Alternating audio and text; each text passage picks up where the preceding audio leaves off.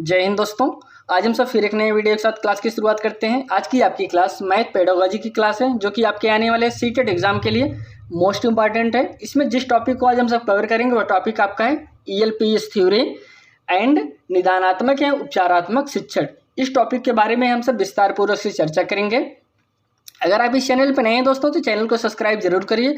यहाँ पे आपको सीटेट के नए स्टडी मटेरियल, उसके साथ दोस्तों प्रीवियस ईयर क्वेश्चन पेपर जो आपका ऑनलाइन मोड एवं ऑफलाइन मोड दोनों, और उसके साथ जो प्रैक्टिस सेट है दोस्तों उसको यहाँ पे डेली आप सबके लिए वीडियो उपलब्ध कराया जाता है। और उसकी PDF भी आप सबके लिए टेलीग्राम चैनल पे उपलब्ध करा दिया जाता है, जो कि टेलीग्राम का लिंक आपको डिस्क्रिप्शन बॉक्स में या फिर कमेंट बॉक्स में मिल जाएगा। आइए चलिए हम सब आगे बढ़ते हैं और क्लास की शुरुआत करते हैं। सबसे पहले हम सब समझ लेते हैं गणित की भाषा। जो गणित की भाषा होती है दोस्तों कैसी होनी चाहिए, लैंग्वेज ऑफ मैथमेटिक्स। करें कि गणित स्वतः एक भाषा है दोस्तों। जो गणित है स्वतः एक भाषा है जो विभिन्न चिन्हों एवं नियमों से चलता है दोस्तों। कैसे चलता है? जो विभिन्न चिन्हों एवं नियमों से चलता है। गणित के ज्ञानार्जन के लिए हमें किसी अतिरिक्त भाषा को सीखने के लिए आवश्यकता नहीं है, अर्थात हम लोगों की सामान्य भाषा ही दोस्तों गणित की भाषा है। कहने का तात्पर्य है कि आप गणित को सीखने के लिए कोई अलग से भाषा, कोई अलग से नियम सीखने की ज़रूरत नहीं है। जो हमारी सामान्य भाषा है वह हमारी गणित की ही भाषा है दोस्तों। अभी आप ऐसा कोई काम नहीं कर सकते जिसमें आप गणित का यूज ना करें। कोई भी भाषा इस्तेमाल करें उसमें आपको गणित मिलेगी मिलेगी दोस्तों। इसलिए कह रहे हैं कि जो हम सामान्य भाषा उपयोग करते हैं उसके अंतर्गत गणित ही आती है दोस्तों। इसके सीखने के लिए हमको कोई अतिरिक्त भाषा सीखने की ज़रूरत नहीं है। गणित के ज्ञानार्जन के लिए कोई जन्मजात आनुवंशिक लक्षण नहीं होते दोस्तों, अर्थात गणित हर सामान्य बालक सीख सकता है। यहाँ पे कहने का तात्पर्य ऐसा नहीं कि आप गणित सीखने के लिए कोई अब जन्मजात होनी चाहिए, ऐसा नहीं है, आनुवंशिक लक्षण होना चाहिए, ये चीज़ नहीं है। आप कोई भी सामान्य बालक है दोस्तों वह गणित सीख सकता है, बहुत अच्छे से समझ सकता है।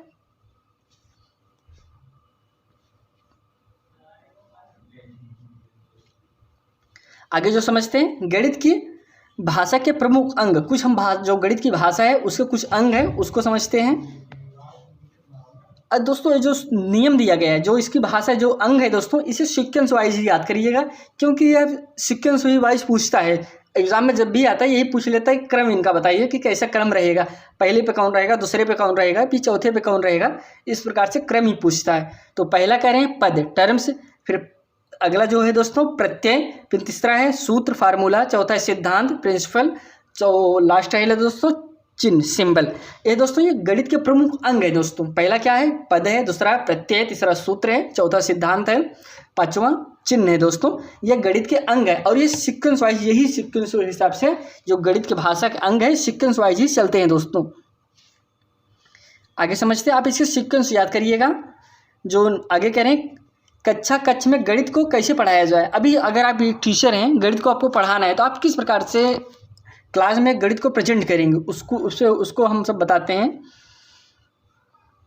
तो एक मशहूर लेखिका पैमेला लीबैक की पुस्तक है दोस्तों क्या, हाउ चिल्ड्रन लर्न मैथमेटिक्स, में उन्होंने गणित को कैसे पढ़ाया जाए इसके लिए ELPS सीक्वेंस का जिक्र किया दोस्तों। अभी तक हमने जो आपको भूमिका बताया वो गणित के बारे में थोड़ा बेसिक जानकारी बताई, लेकिन जो हम थ्योरी जो समझेंगे, जो आपका ELPS थ्योरी है उसको हम समझते हैं। तो यहाँ से समझते हैं गणित कक्षा में गणित कैसे पढ़ाया जाए।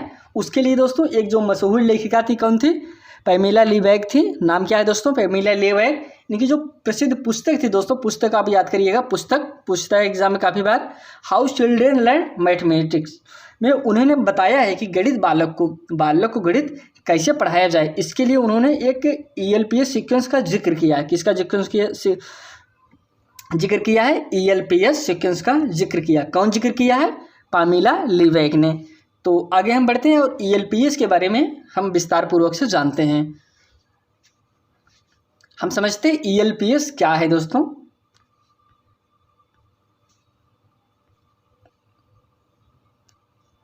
पहले इसके हम फुल फॉर्म समझ लेते हैं। किसके? ELPS के। तो ये दोस्तों आपके चरण हैं और इसके कार्य हैं। जैसे यहाँ तक ये सब आपका किस में आएगा? ये चरण में आएंगे। इसके फुल फॉर्म भी होगा, चरण भी होगा, और यहाँ भी इसके जो कार्य है दोस्तों उस पर चर्चा करते हैं। तो आगे हम बढ़ते हैं, पहले हम ई का मतलब समझते हैं दोस्तों।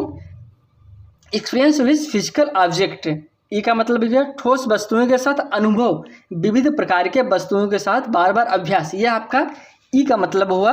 जो हम फिजिकल ऑब्जेक्ट, जिसे हम जब हम ठोस वस्तुओं के साथ अनुभव करते हैं और बार बार हम अभ्यास करते हैं, तो यह आपका ई का मतलब है, जिसे हम एक्सपीरियंस विद फिजिकल ऑब्जेक्ट के नाम से जानते हैं। अगला जो है दोस्तों यल का मतलब होता है दोस्तों language that describe that experience, जिसे हम, इसका कार्य क्या है, वस्तुओं के साथ क्रिया करते हुए दैनिक जीवन के विविध संदर्भों से जुड़ी भाषा का प्रयोग करना है, जिसका यल का मतलब हो गया। जो पी है दोस्तों, picture that represent that experience, चित्रों के साथ कार्य, वार्तालाप, अलग अलग प्रकार के चित्रों के साथ विविध तरीकों से तुलना करना दोस्तों, आपका पी का मतलब हो गया। जो सिंबल है दोस्तों, यस का symbol that general that experience, मात्रात्मक और क्रमागत दोस्तों अवधारणाओं के साथ प्रतीकों का प्रयोग। तो दोस्तों यह ELPS का फुल फॉर्म हो गया। अभी हम इसके बारे में और अच्छे से समझते हैं कि इसमें हम कैसे किस चीज़ का यूज करते हैं, लेकिन इनका कार्य यही होता है दोस्तों। इसमें जैसे हम ठोस वस्तुओं के साथ अनुभव जब करते हैं और बार बार अभ्यास करते हैं, आपका ई हो गया एक्सपीरियंस विद फिजिकल ऑब्जेक्ट। तो हम आगे बढ़ते हैं, इस पर हम आपको और विस्तार पूर्वक से बताते हैं ELPS। अब हम ई का मतलब समझते हैं। ई का मतलब हम आपको बता चुके हैं कि इसका मतलब जो आपका बताए थे। अब इसका जो मूल जिसे इसका एक शीर्षक निकलता है, शीर्षक क्या होगा दोस्तों, शीर्षक इसका है एक्सपीरियंस। मतलब ई का मतलब हो गया हम जो कोई चीज़ बार बार प्रैक्टिस करें, ई का मतलब हो गया एक्सपीरियंस। जो पूरा फुल फॉर्म था उसको हम आपको बता चुके हैं, लेकिन जो ई का मतलब जो शीर्षक निकलता है, शीर्षक ये है एक्सपीरियंस। ठोस वस्तुओं के द्वारा जो हम बार बार जब ठोस वस्तुओं के द्वारा अनुभव करें, एक्सपीरियंस करें, तो आपका ई कहलाता है, एक्सपीरियंस कहलाता है, जो है इसे इंडिकेट होता है ELPS के अनुसार। तो ई हो गया दोस्तों। नेक्स्ट समझते हैं, जिसे यहाँ पे इसकी व्याख्या समझ लेते हैं। करें, शिक्षक बच्चों को ठोस मूर्त वस्तुओं जैसे कांच की गोलियों, इमली के बीज आदि से गिनना सिखाएं। इन्हीं वस्तुओं का प्रयोग करते हुए बोध जोड़ घटाना सिखाएं। तो कहने का तात्पर्य, जब बालक कोई ठोस वस्तुओं के साथ, बालक को कोई चीज़ जैसे गिनती सिखा रहा है, गिनती सिखाने के कांचे का प्रयोग कर ले, गोलियों का प्रयोग कर ले, उससे बालक को सिखाए जैसे 1 है 2 है। उसी प्रकार से अगर जब ठोस वस्तुओं के साथ बालक को अनुभव कराए, तो वह आपके एक्सपीरियंस कहलाता है, जो हम ELPS के अंतर्गत इसे इंडिकेट करते हैं। जिसे कांच की गोलियां, इमली के बीज, यह सब आपके ठोस के अंतर्गत आते हैं। आगे देखते हैं दोस्तों, हम यल समझते हैं। यल का मतलब दोस्तों क्या हो गया, लैंग्वेज। अब लैंग्वेज की अगर हम सब बात करें तो भाषाई अनुभव। यल का मतलब जो शीर्षक, जो फुल फॉर्म था वो तो ठीक है, लेकिन अब जो हम जो इसका मूल उद्देश्य है, मूल बात जो निकलती है, उसका है यल, लैंग्वेज। लैंग्वेज मतलब भाषाई अनुभव दोस्तों, यह हो गया। अब इसमें हम सब क्या करते हैं उस पर चर्चा करते हैं। कह रहे हैं कि शिक्षक बच्चों को ठोस मूर्त वस्तुओं का प्रयोग के समय प्रश्न पूछते हैं, बच्चे उत्तर देते हैं, निर्देशानुसार बच्चे गतिविधि करते हैं, दोनों के बीच लगातार बातचीत होती रहती है, यही भाषाई अनुभव कहलाता है। कहने का तात्पर्य, जब आप बालक को गोली के माध्यम से, कांच के गोली के माध्यम से जब कोई चीज़ गिनती सिखा रहे हैं, आप बालक से पूछ रहे हैं, बालक आपको बता रहा है, दोनों एक दूसरे से क्या कर रहे हैं, बात कर रहे हैं, यही आपका क्या कहलाता है दोस्तों, भाषाई अनुभव कहलाता है। आपने समझ लिया, ई का मतलब एक्सपीरियंस, यल का मतलब लैंग्वेज, लैंग्वेज में क्या करते हैं, और हम सब एक्सपीरियंस में क्या करते हैं। आगे हम बढ़ते हैं दोस्तों। अब यहाँ पे समझते हैं पी। अब पी की अगर हम सब बात करें तो पिक्चर, चित्रात्मक अनुभव दोस्तों। जब हम कोई चीज़ बालक को दिखा के चित्र के माध्यम से कोई चीज़ कराएं, जैसे शिक्षक चित्रों को दिखाकर उनसे वार्तालाप करते हुए संख्या बोध, नंबर कंसेप्ट की पुनरावृत्ति करते हैं, बच्चों के साथ वार्तालाप चलाता है दोस्तों। अगर पी की हम सब बात करें तो पिक्चर, जैसे नाम से ही समझ हो रहा है कि चित्रात्मक अनुभव। जब जिसे हम भी गिनती सिखा रहे हैं, हम उनसे पूछ रहे थे, अभी हम उस चित्र को दिखाएं, गिनती लिखा रहे कि बोर्ड पे लिखा रहे, हाँ 1 लिखा है 2 लिखा है। जब इस प्रकार से हम उनको बोध कराएं, चित्र दिखाकर उनका बोध कराएं, तो ये आपका पिक्चर कहलाता है। पी का मतलब यही है कि हम कोई चीज़ उनको फिगर के माध्यम से, चित्र के माध्यम से उनको संख्या का बोध कराएं, तो आपका पी हो गया दोस्तों। नेक्स्ट जो है यस है। अगर हम सब यस की बात करें, यस का मतलब सिंबल, सिंबल मतलब इसका शीर्षक जो निकलता है प्रतीकात्मक अनुभव दोस्तों। सिंबल का यस है, यस मतलब क्या है, सिंबल, प्रतीकात्मक या अनुभव। जब कह रहे हैं प्रक्रिया के अंत में शिक्षक बच्चों को गणितीय संकेतों, किसके दोस्तों, गणितीय संकेतों, प्रतीकों को सामंजस्य स्थापित करते हुए चिन्हों जैसे प्लस, जोड़ना, घटाना, गुणा, भाग, बराबर, छोटी संख्या, बड़ी संख्या का बोध कराएं। ये आपका क्या कहलाएगा दोस्तों, प्रतीकात्मक अनुभव कहलाएगा। आपने सबसे पहले क्या किया, गिनती सिखाया, दूसरे में क्या किया, भाषा का अनुभव कराया। हाँ, आप उनसे पूछ रहे हैं, बालक आपको बता रहा है, दोनों लोग का भाषाई ज्ञान हो गया। तीसरा हो गया, आप गिनती को अब दिखाइए दोस्तों, हाँ यह 1 है, यह 2 है, यह 3 है। तो यह आपका पिक्चर अनुभव कहलाएगा, चित्रात्मक अनुभव कहलाएगा। जो लास्ट है वो कह रहे हैं सिंबल, प्रतीकात्मक अनुभव। तो सिंबल, जब सिंबल आप दोनों को जैसे जोड़ का निशान हो गया, आप उसे दिखाइए कि यह प्लस का निशान है, घटाना यह घटाने का निशान है, भाग यह भाग का निशान है, बराबर यह बराबर का निशान है। तो जब बालक को आप इस प्रकार से बताएं तो अब छोटी संख्या का निशान है, बड़ी संख्या का निशान है। जब इस प्रकार से आप संख्या के जो सिंबल हैं उनको आप बताएं तो यह आपका यस से इंडिकेट होता है, जिसे हम सिंबल या प्रतीकात्मक अनुभव कहते हैं। यहाँ पे हम सब ELPS के बारे में समझा। ELPS के अंतर्गत क्या क्या आता है, पहला आप ठोस वस्तुओं के साथ अनुभव करें, दूसरा भाषाई ज्ञान, तीसरा आप चित्र के माध्यम से, चौथा सिंबल के माध्यम से। ये क्वेश्चन हम इसी से लेते हैं, देखते हैं आप कर पाते हैं कि नहीं। पहला जो है करें, प्राथमिक कक्षाओं में गणित की अवधारणा दे लिए सही क्रम पहचानिए।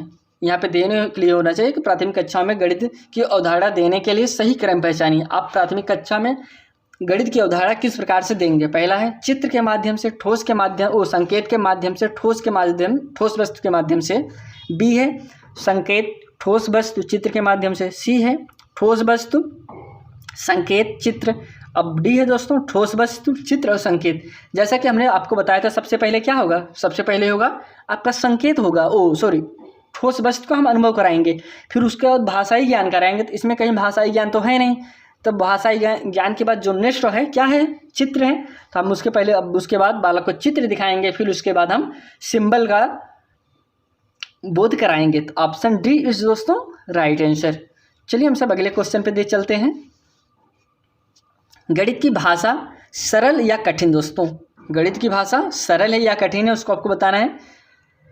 कह रहे हैं कि सामान्य शब्दों में कहें तो गणित की भाषा सरल होती है। दोस्तों अगर सामान्य शब्दों की बात करें तो गणित की भाषा सरल होती है, परंतु चिन्हों के आधार पर गणित की भाषा लचीला या कठिन होता है। दोस्तों कहने का तात्पर्य है, अभी दैनिक जीवन में भी हम सब बात करें तो सामान्य शब्दों में कहें तो आप गणित का उपयोग हर जगह करते रहे हैं, तो सरल तो हुआ ना, आप कोई ऐसा काम नहीं कर सकते जिसमें गणित का उपयोग ना हो, तो फिर वह सरल माना जाएगा क्योंकि ज़्यादा से ज़्यादा उपयोग कर रहे हैं। लेकिन जब आप नियम के तरीके से, चिन्हों के माध्यम से जब आप उपयोग करते हैं तो आप यह कह सकते हैं कि लचीला हो सकता है या फिर कठिन भी हो सकता है। तो लेकिन सामान्य तौर पर गणित की भाषा कैसी होती है, सरल होती है, लेकिन जब उनका हम प्रयोग कर चिन्हों के आधार पर प्रयोग करते हैं तो आप लचीला या कठिन हो सकता है।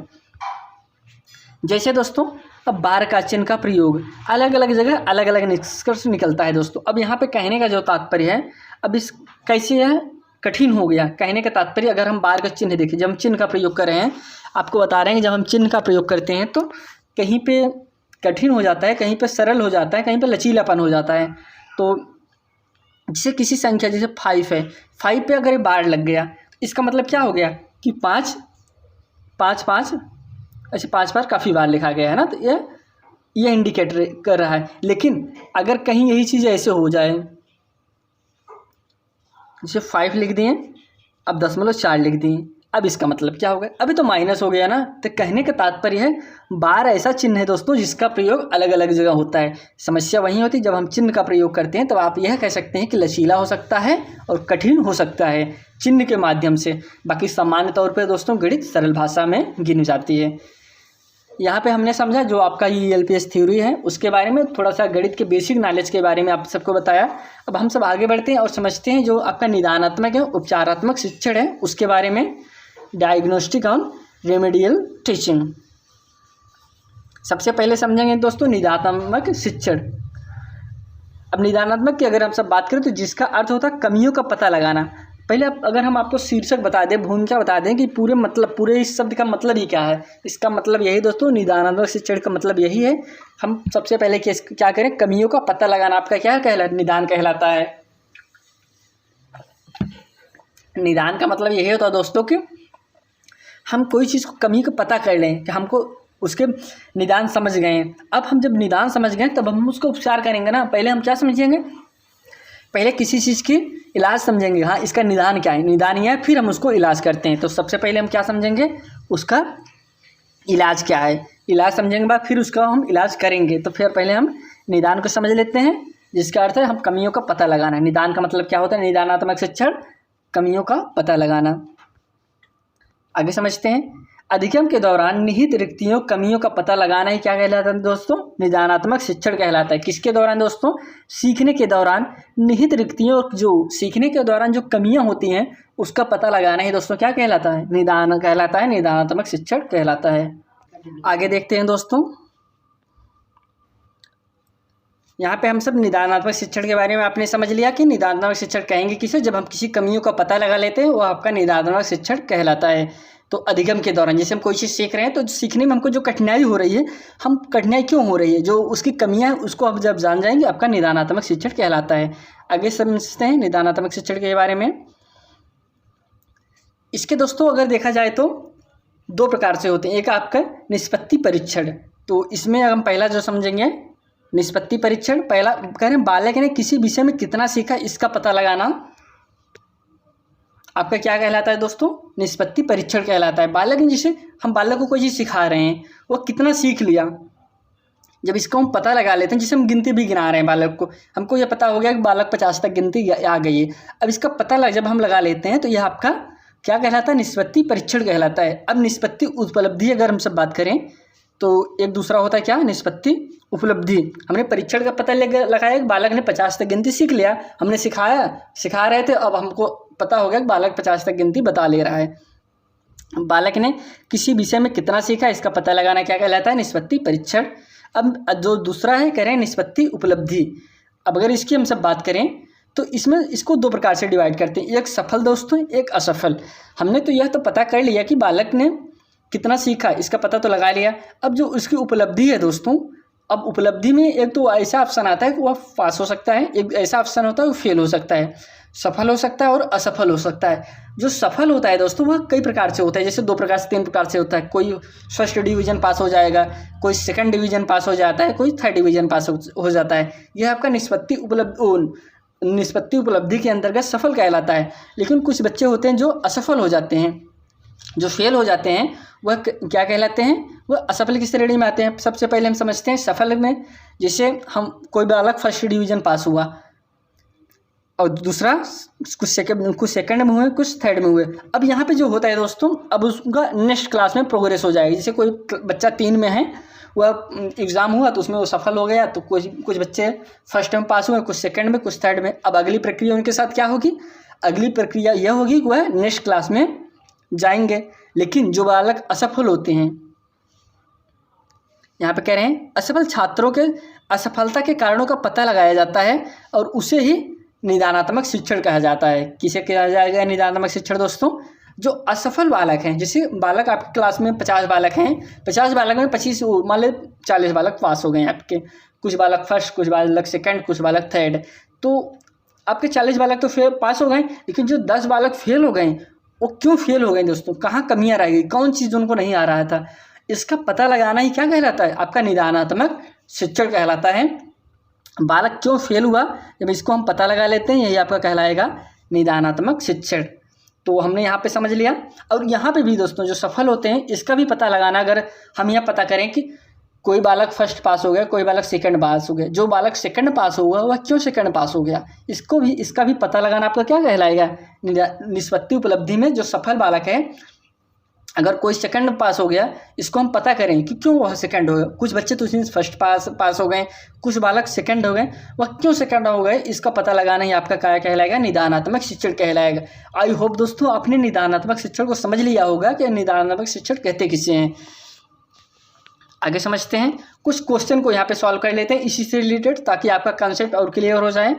पर जो पहला क्वेश्चन है, कह रहे हैं निदानात्मक परीक्षण से ज्ञात किया जा सकता है। जो निदानात्मक परीक्षण है दोस्तों, उससे हम क्या चीज़ ज्ञात कर सकते हैं। पहला है छात्रों के लिए कठिनाई के क्षेत्र है उसके द्वारा की जाने वाली विशेष प्रकार की त्रुटियां, या फिर बी ऑप्शन है छात्रों को गणितीय पृष्ठभूमि का अभाव, या फिर सी ऑप्शन है छात्रों की गणित के प्रति रुचि ना होना, या फिर छात्रों के लिए गणित का कठिन होना। इससे हम क्या पता कर सकते हैं? निदानात्मक परीक्षण से ज्ञात किया जा सकता है। क्या ज्ञात करेंगे दोस्तों? हम यही ज्ञात कर सकते हैं छात्रों के लिए कठिनाई क्षेत्र, उसके द्वारा की जाने वाली विशेष प्रकार की त्रुटियां, हम इसके जरिए पता कर सकते हैं कि किस कारणवश से फेल हो गया और वो कहाँ पे गलतियां कर रहे थे, कहाँ पे वो बालक गलती कर रहा है जो फेल हो गया। इसके द्वारा हम ये पता कर सकते हैं। Option A is right answer. अगला जो क्वेश्चन है दोस्तों, कह रहे हैं कि निदानात्मक परीक्षण का उद्देश्य क्या है। इसका जो मूल उद्देश्य है उसको आपको बताना है। पहला है अध्ययन अध्यापन प्रक्रिया में सुधार लाना दोस्तों, पहला ऑप्शन है। दूसरा ऑप्शन है पिछड़े छात्रों की पहचान करना, दूसरा ऑप्शन है। तीसरा ऑप्शन है छात्रों की कमियों के आधार पर उनके शैक्षिक निर्देश देना, या फिर उपरोक्त सभी दोस्तों। जो निदानात्मक शिक्षण का उद्देश्य होता है ये सभी होता है दोस्तों। प्रक्रिया में जब आप उनकी कमियां जान जाएंगे, प्रक्रिया में सुधार करेंगे, पिछड़े छात्रों की पहचान कर लेंगे, आप कौन बच्चा फेल हो रहा है, कौन बच्चा सेकंड आ रहा है, इसकी पहचान कर लेते हैं। छात्रों की कमियों के आधार पर उनसे जब उनके हम कमियां जान जाएंगे, उस आधार पर उन्हें हम शिक्षा देने का प्रयास करेंगे। तो ऑप्शन इसमें डी इज राइट आंसर। आगे हम समझते हैं अगला जो टॉपिक है उपचारात्मक शिक्षण दोस्तों। अब जाहिर सी बात है, हमने जब निदान को समझ लिया, निदान के बाद जो हम उस कमियों को दूर करने का प्रयास करेंगे वही तो आपका उपचारात्मक शिक्षण कहलाएगा। हमने जो कमियां जान ली, मान लीजिए हमने पता कर लिया बालक हिंदी लिखने में कमज़ोर था, या फिर मैथ संख्या को जोड़ने में कमज़ोर था, दो संख्याओं को आपस में नहीं जोड़ पा रहा था, इसलिए वह फेल हो गया। हमने कमी जान लिया कि कोई बालक दो संख्याओं को आपस में नहीं जोड़ पा रहा था, कोई जैसे 1 मिनट दोस्तों, 1 और 4 लिखा गया है, हमने उसे कोई संख्या दे दी, मान लीजिए हमने बोल दिया 25 जोड़ दो, कितना आंसर आया, वो 25 ऐसे जोड़ रहा है दोस्तों, ऐसे जोड़ रहा है। अब हमने यहाँ पे समझ लिया कि बालक जो है मैथ को सीक्वेंस नहीं लगा पा रहा है, कैसे किस संख्या का लिखा जाएगा या नहीं समझ पा रहा है, हमने उसकी कमी जान गया। अब इसको सुधारने के लिए जो प्रक्रिया का हम इस्तेमाल करेंगे, जिस जरिए इस समस्या को सॉल्व करेंगे, वही आपका क्या कहलाएगा, वही आपका उपचारात्मक शिक्षण व्यवस्था कहलाएगा। तो फिर हम समझते हैं इसको। यह दोस्तों यह विधि मनोवैज्ञानिक नहीं है। कमजोर तथा शिक्षण में पिछड़े छात्रों के निदानात्मक मूल्यांकन के पश्चात उनकी कमजोरी के क्षेत्र में सुधार के लिए उपचारात्मक शिक्षण का उपयोग होता है दोस्तों। किसमें? जो उनको कमियां होती हैं, निदानात्मक मूल्यांकन के पश्चात उनकी जो कमजोरी होती है उनको दूर करने के लिए इस विधि का प्रयोग करते हैं। आगे कह रहे हैं निदानात्मक मूल्यांकन और उपचारात्मक शिक्षण एक दूसरे से इस प्रकार जुड़े हैं दोस्तों कि विश्लेषण और विवेचन के कार्यों के अतिरिक्त उनको पृथक करना कठिन है दोस्तों। अगर हम निदानात्मक और उपचारात्मक शिक्षण व्यवस्था को अलग करने के प्रयास करें तो हम इसको सिर्फ विश्लेषण और विवेचन के माध्यम से अलग कर सकते हैं, बाकी ये दोनों एक है दोस्तों, एक दूसरे से आपस में जुड़े हैं दोस्तों। अगर आपने निदानात्मक समझ लिया, बिना उपचारात्मक आप अपने रिजल्ट पे नहीं पहुंच सकते हैं। अभी ऐसा भी नहीं आप पहले उपचारात्मक समझ लेंगे, आपने निदानात्मक पता किया, उसके लिए आप 100% श्योर है दोस्तों आप उपचारात्मक शिक्षण की व्यवस्था करेंगे। तो इसीलिए कह रहे हैं दोस्तों दोनों एक दूसरे से जुड़े हुए हैं, इनको सिर्फ विश्लेषण और विवेचन के माध्यम से अलग किया जा सकता है अथवा इनको अलग नहीं किया जा सकता। किसे दोस्तों? उपचारात्मक शिक्षण व्यवस्था और निदानात्मक शिक्षण व्यवस्था को। आगे समझते हैं कुछ उपचारात्मक शिक्षण के सिद्धांत हैं दोस्तों, इस पर चर्चा हो जाए। उपचारात्मक शिक्षण को सफल बनाने के लिए अध्यापक को निम्न सिद्धांतों पर ध्यान देना चाहिए दोस्तों। अगर आपको उपचारात्मक शिक्षण व्यवस्था को सफल बनाना है, कुछ सिद्धांत है दोस्तों, कुछ बातें हैं जो आपको ध्यान देना चाहिए ताकि बच्चा अच्छा कर जाए और अच्छा नंबर ला पाए। तो अब समझते हैं अगला फाइंड। करें अध्यापक के छात्र में निकट संबंध स्थापित किया जाए दोस्तों। जाहिर सी बात है दोस्तों, अगर आप बालक से जुड़े हुए रहेंगे, बालक से मतलब कि उसे डांटेंगे नहीं, कहने का तात्पर्य कोई चीज़ पूछे उसको अच्छे से बताएं, वह आपसे डरे नहीं, आपसे जुड़ा रहे, तो फिर वह इसके जरिए आप उपचारात्मक शिक्षण को बहुत अच्छे से जो उसकी समस्याएं हैं उसको दूर कर सकते हैं। वही कह रहे हैं कि अध्यापक के छात्र में निकट संबंध स्थापित किए जाएं। नेक्स्ट पॉइंट है उपचार की संपूर्ण व्यवस्था की योजना स्पष्ट रूप से बना लेनी चाहिए। यह उनके कार्यान्वयन में सावधानी से काम लिया जाए। कहने का तात्पर्य वो जो उपचारात्मक शिक्षण व्यवस्था है दोस्तों, उपचारात्मक हम कैसे किसी बालक की कमियों को दूर करेंगे, इसकी पूरी योजना हमको बना लेनी चाहिए। जैसे मैथ में समस्या है, मैथ को कैसे सिखाया जाए, हम एक संख्या को कैसे एक संख्या के नीचे लिखा जाए, कैसे लिखा जाए, दशमलव रहेगा फिर कैसे लिखेंगे, दशमलव नहीं रहेगा फिर कैसे लिखेंगे, तो पूरी एक रूपरेखा तैयार कर लेनी चाहिए। फिर उसके बाद हम बालक को सिखाना चाहिए। अगला जो टॉपिक है, कह रहे हैं कि अध्यापक अपने अनुभवों के आधार पर विस्तृत दृष्टिकोण अपनाए। दोस्तों किसके आधार पर? अपने अनुभवों के आधार पर विस्तृत दृष्टिकोण अपनाए। ऐसा नहीं कि जो आपको अनुभव है दोस्तों उसी के हिसाब से बालक को बताइए। ऐसा नहीं जिस चीज़ के बारे में आपको ही नहीं पता है वह चीज़ आप बताने लगेंगे बालक को, तो फिर अच्छा नहीं बता पाएंगे। इसके लिए ज़रूरी है दोस्तों पहले आप अनुभव को जानें, आप जो आपके अनुभव हैं उसके हिसाब से बालक को शिक्षा दीजिए, वही आप बेटर है बालक के लिए। अगला जो टॉपिक है, करें उपचारात्मक शिक्षण का प्रत्येक पहलू दोस्तों बालकों के आय, रुचि, योग्यता एवं अनुभवों के अनुकूल हो। दोस्तों यही पॉइंट बहुत ही महत्वपूर्ण है। ऐसा नहीं कोई बालक क्लास 3 में है, आप उसे जो high school, inter class, upper class की चीज़ें आपको उस हिसाब से आप बताएं तो फिर बालक नहीं समझ पाएगा। बालक की आय कितनी है, उसकी रुचि कैसी है। दोस्तों अगर उसकी रुचि मैथ सीखने में, आप उसको संस्कृत सिखाएंगे और हिंदी सिखाएंगे तो उतना अच्छे से नहीं सीख पाएगा। आप पहले उसकी अगर रुचि दोस्तों मैथ सीखने की है, पहले आप मैथ सिखाइए, फिर धीरे धीरे उसको दूसरे सब्जेक्ट से कनेक्ट करिए। इस प्रकार से आप समझाइए। ऐसा नहीं कि जो उसको रुचि है वह पढ़ाए ना दूसरे चीज़ पढ़ाए तो फिर बालक वो भी नहीं पढ़ेगा। इसलिए बालक की आय के हिसाब से, उसकी रुचि के हिसाब से, उसकी योग्यता के अनुभव के हिसाब से उसको ज्ञान देना चाहिए। जैसे अनुभव की अगर हम सब बात करें, जो चीज़ बालक जानता रहे, जो चीज़ बालक को पहले से पता है उस चीज़ को आप उस चीज़ के बारे में बताएंगे, बालक तुरंत समझ जाएगा। जो चीज़ बालक अपने आरी बगल देख रहा है उसके बारे में आप बताइए, उसके अनुभव के बारे में बताइए, उसके बारे में बालक खुद ही समझ जाएगा। हाँ इस चीज़ तो हमारे अपने घर पे देखे थे, आप जैसे शुरू करेंगे हाँ ये हमारे घर पे बगल है, हमारे घर पे है, तो कहीं न कहीं देखा रहेगा तुरंत वो कनेक्ट कर लेगा। उसकी योग्यता के अनुसार, उसके अनुभव के हिसाब से बालक को सिखाना चाहिए। अब यहाँ पे दोस्तों आज की क्लास हम यहीं पे कवर करते हैं, ख़त्म करते हैं।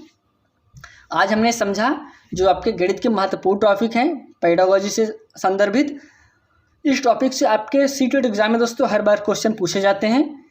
अब हम दोस्त अब एक क्लास यहीं पे हम सब ख़त्म करते हैं। आपसे फिर एक नई वीडियो में मिलते हैं। तब तक के लिए दोस्तों धन्यवाद। अगर आप इस चैनल पर नए थे तो चैनल को सब्सक्राइब जरूर करिए। चलिए दोस्तों धन्यवाद।